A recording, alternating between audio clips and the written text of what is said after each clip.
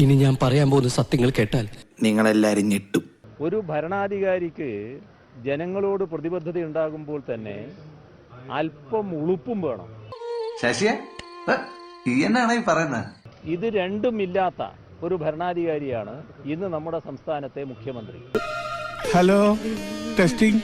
ഇതൊക്കെയാണല്ലോ. അതിന്റെ ഭാഗമായിട്ടാണ് ഇന്ന് അദ്ദേഹം മുഖ്യമന്ത്രി സ്ഥാനത്തിരിക്കുന്നത്. വിവരമില്ലാത്തവനാണെങ്കിലും സത്യം പറയൂ. ഇനിയെങ്കിലും വേണ്ടത് ഏറ്റവും ചുരുങ്ങിയത് അല്പമെങ്കിലും ഉളുപ്പെന്നത് അവശേഷിച്ചിട്ടുണ്ടെങ്കിൽ ചെയ്യേണ്ടത് പെട്ടെന്ന് തന്നെ രാജിവെച്ച് മാറുക എന്നുള്ളതാണ്. ഇതിനാണ് അവനവൻ പാരാന്ന് പറയുന്നത്. ഏതായാലും ഗവൺമെന്റിന് അധിക നാൾ നിൽക്കാൻ കഴിയില്ല എന്നുള്ള കാര്യം ഉറപ്പാണ്. സ്വാഭാവികം. ആ തരത്തിലാണ് കേരളത്തിലെ കാര്യങ്ങൾ എത്തിച്ചേർന്നിട്ടുള്ളത്. തെളിയിക്കപ്പെട്ട സത്യം. അതിൻ്റെ ഭാഗമായുള്ള നടപടികൾ ജനങ്ങൾ ശക്തമായിട്ട് രംഗത്ത് വന്നുകൊണ്ടിരിക്കുന്നുണ്ട്.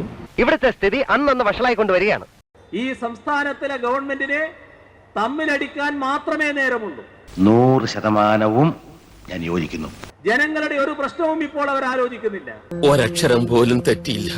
എന്നാൽ ഒരു കാര്യത്തിൽ അവർക്കെല്ലാം യോജിപ്പുണ്ട്. അത് ജനങ്ങളെ കൊള്ളയടിക്കാനും നാടിനെ കൊള്ളയടിക്കാനുമാണ്. നേരെയുള്ള നിലപാട് സ്വീകരിച്ചാൽ നല്ലത്, അല്ലെങ്കിൽ കൂടുതൽ കൂടുതൽ നാണം കെടും എന്ന് മുഖ്യമന്ത്രി ഓർക്കണം. ഇനിയെങ്കിലും മനസ്സിലാക്കണം, പൊതുജനം കഴുതയല്ലെന്ന്. തൽക്കാലം ഇത്രയും മതി. വരട്ടെ.